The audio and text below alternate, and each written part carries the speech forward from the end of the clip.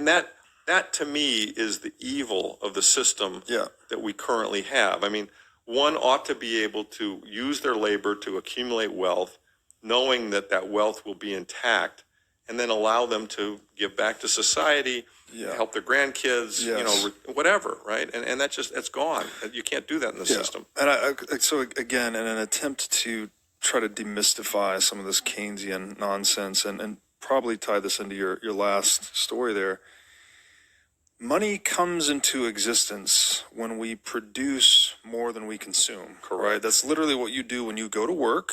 You produce something, a good or service, and you're paid money. Yes. And now that money is potential consumption, right? Correct. You can take that into the market and consume goods or services with that money. That somebody else produced. Exactly. Now, if you don't consume that money and you hold it in savings, well, then what has the economy received? The economy has received your production of goods and services without you consuming anything back from it. Correct. Right? So you have a claim on the market that you have not exercised yet. That's right. So when Keynesian, under the philosophy of Keynesianism, they often say they produce money out of thin air, right?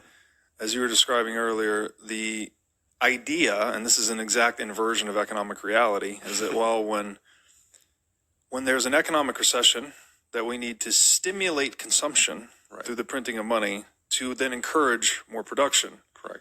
Of course, economic reality is that you cannot consume what has not yet been produced. Correct. So production must precede consumption, not the opposite. Right. Now, when you print money out of thin air, again, as we said earlier, money comes into existence when you produce more than has been consumed.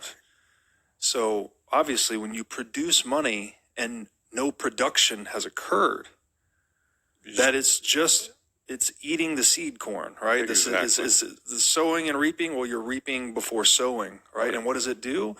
It destroys the amount of goods and services and the quality of goods and services available in the marketplace. So we have an entire mainstream university curriculum centered on Keynesian economics. It's the only thing you learn in school, by the way. There's no Austrian economics. It's extremely hard to find Austrian economic courses in this country. It doesn't exist. I have a master's in accounting and finance. We learned a lot of economics. It was all Keynesian, right?